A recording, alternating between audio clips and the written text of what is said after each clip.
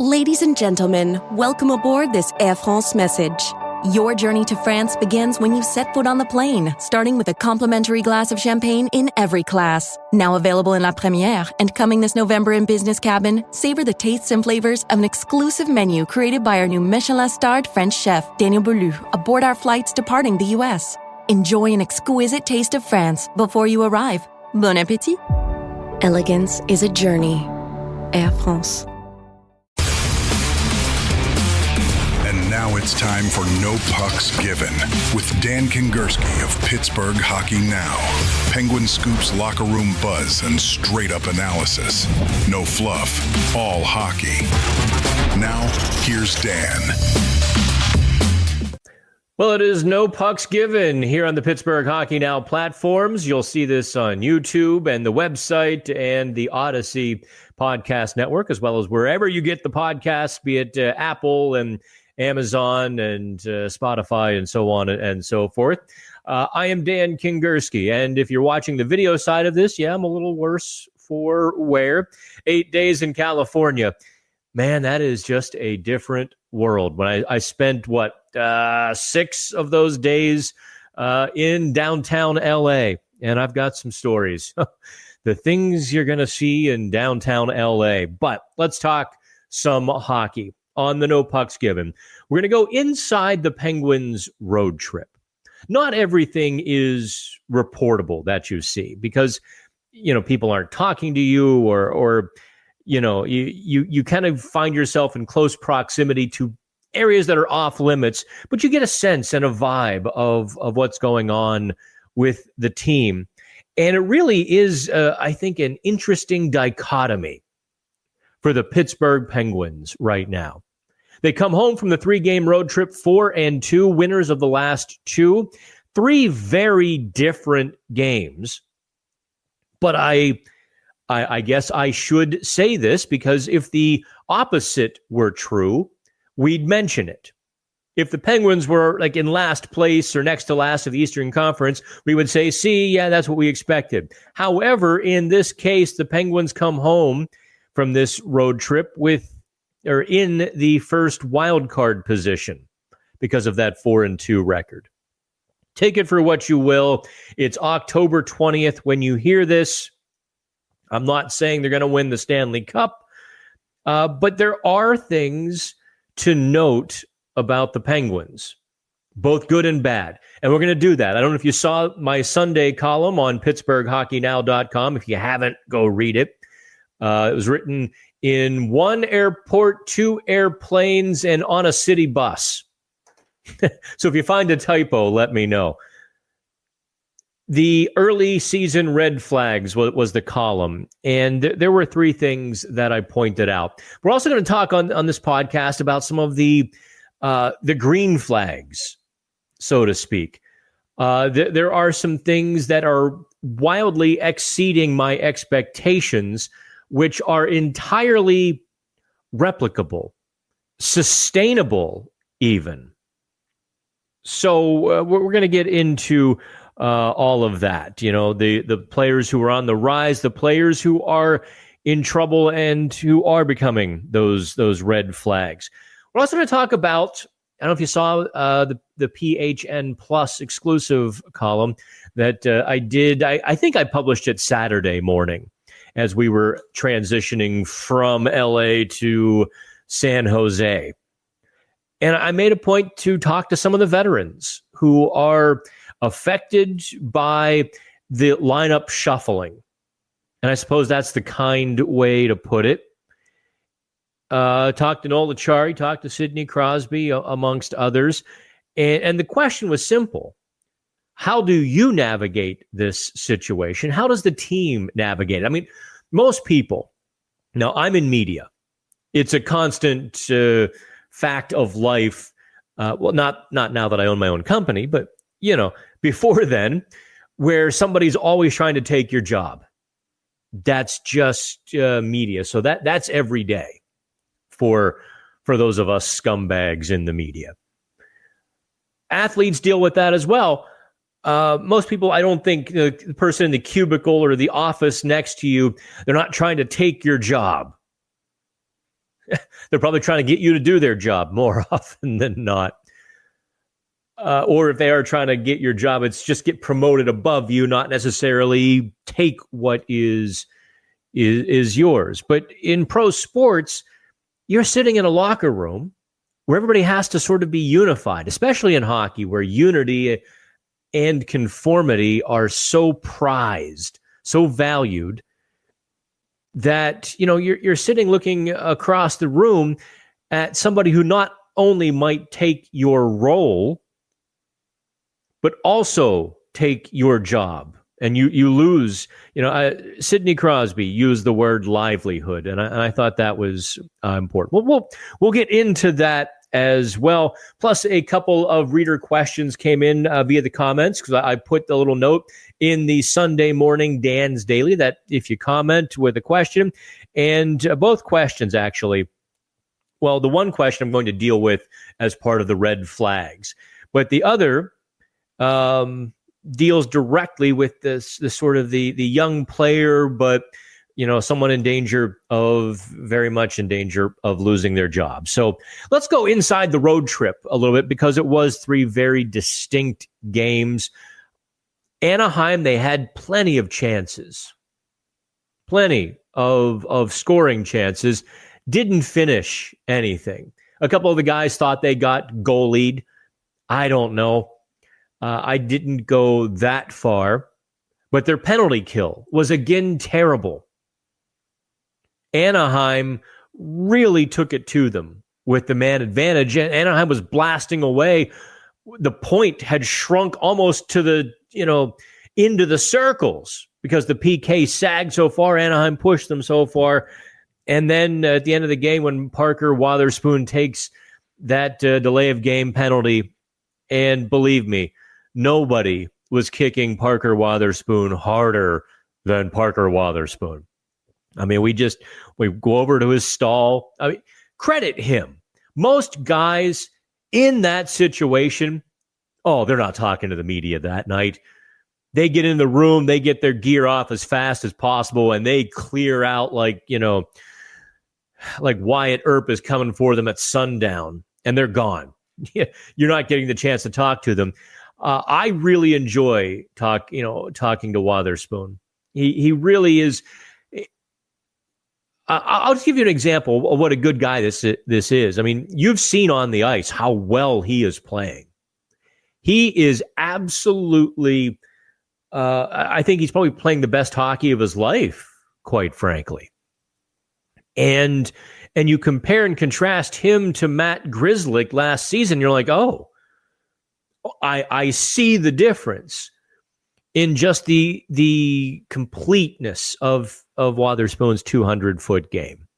But, he makes that mistake Tuesday in Anaheim. Tuesday morning after the morning skate, I was, trying to talk to him, and there were a bunch of hockey bags in the way. And, I'm kind of reaching over a little bit, and I think everybody ran over to talk with Harrison Brunick, was it Brunick, or I forget who was sitting beside Wotherspoon in the locker room, who had the stall next. But everybody, all of the TV cameras and everybody just kind of ran over there. And he's like, hang on. And he jumps over the hockey bags and joins me in the center of the very small locker room to have a conversation.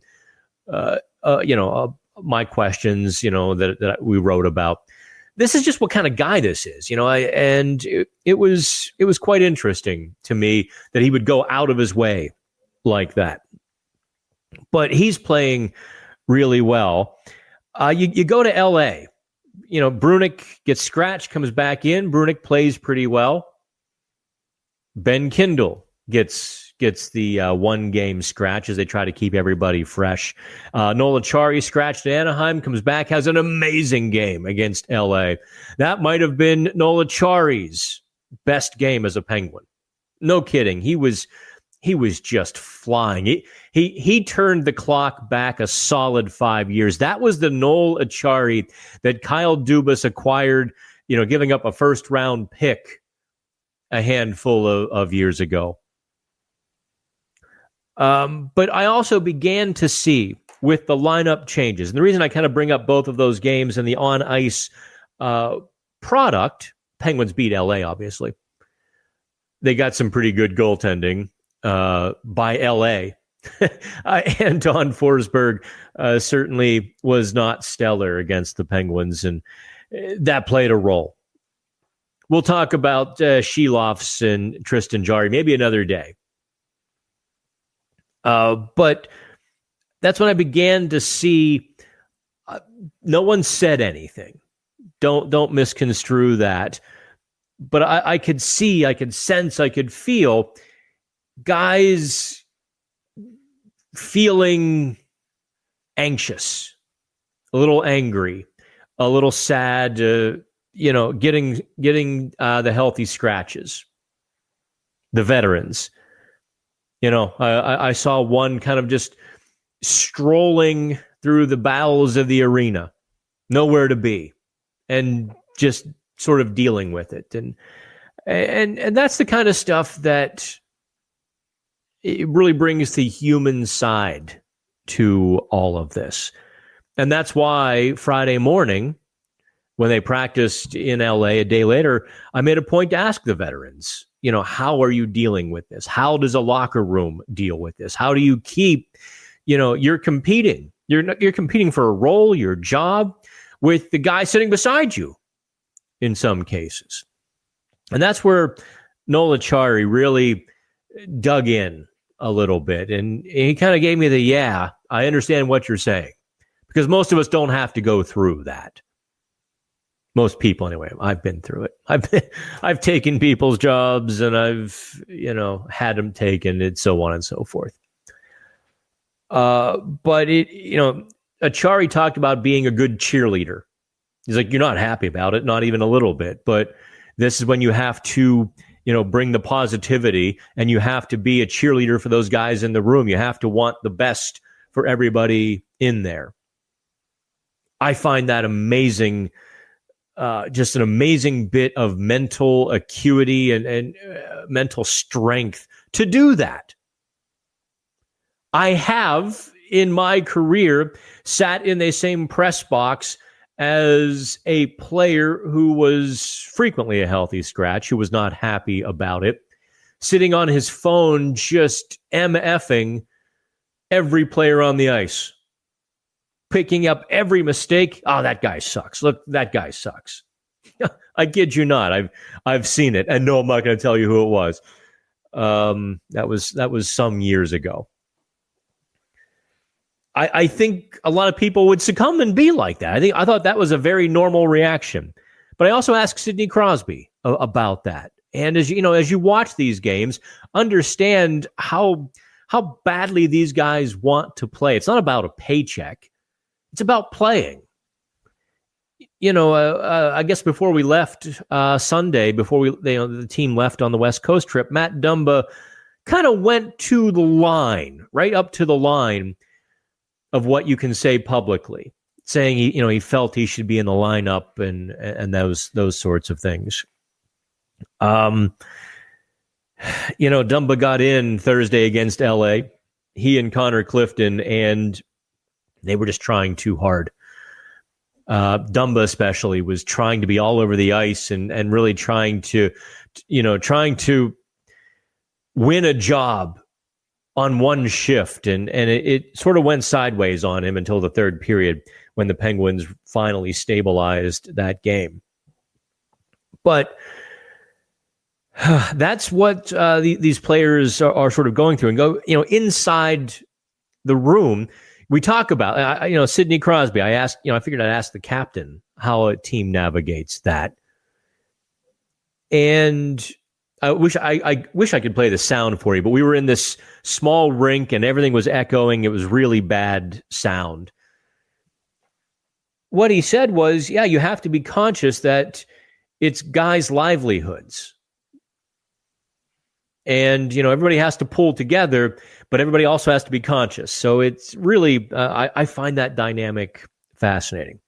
Now, let's talk about the dichotomy of the Pittsburgh Penguins. Because you come home 4-2. There are a handful of players playing really well who might not have otherwise been expected to be playing this well. Ben Kindle, top of the list. If you read the PHN report card following the game on Saturday, I don't think I could have glowed him up anymore. He had a whale of a game. And he had 5 shots, no points, and I still gave him like an A+++++. Because of all of the things he was doing. Back-checked, saved a goal. The way he distributed the puck in the offensive zone, the way he steps in here, steps in there to create space for himself and for teammates, the way he went to the net, had several chances, just, really good. The other guy who really is surprising me at how good he's playing, Justin Brazeau. Are you ready to finally make that dream a reality? Maybe it's updating your kitchen, paying down high-interest credit cards, or covering tuition. Your home is more than where you live. It's also your most powerful asset. At Unlock, we make it simple to turn equity into options. With a home equity agreement, you can access cash today without taking on monthly payments. Imagine the freedom to invest in your home, reduce financial stress, or finally start that big project you've been putting off. It's your home. It's your future. Unlock it today. Visit unlock.com to learn more about a home equity agreement. That's unlock.com to learn more. Terms and conditions apply. Not all homeowners will qualify. Not available in all states. Actor Portrayal. Home equity agreements are offered by Unlock Home Equity Solutions, Inc. In certain states, NMLS number 2657081. Visit www.consumeraccess.org for more info.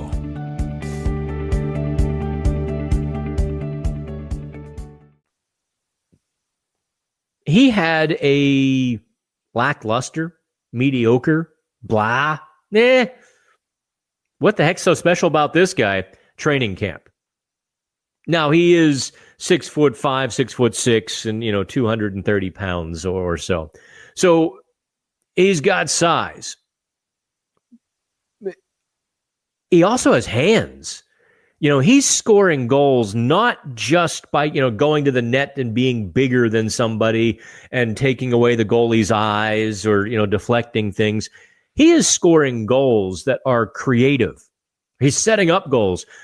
He danced around Macklin Celebrini, takes the puck to the house, and shovels a perfect backhand over to Anthony Mantha over the defenseman's stick.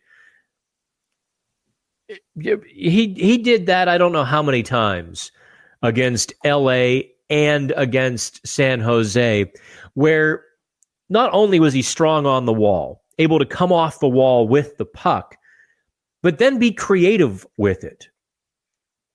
That is such a rare skill, or a rare combination of skills.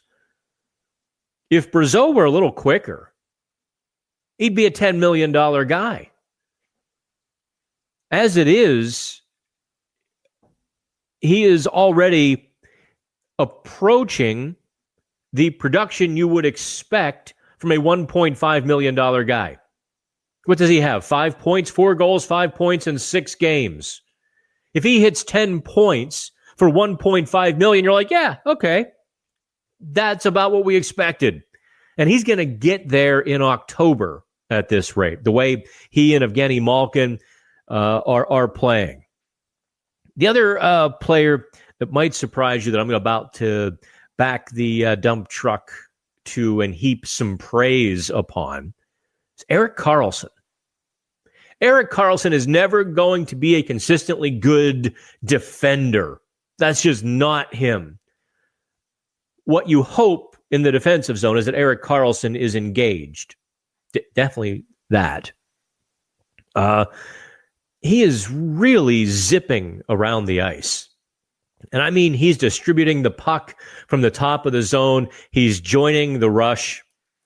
I think I owe him a conversation this week and very soon to talk about the system and how it benefits him, because he seems infinitely happier on the ice, more engaged.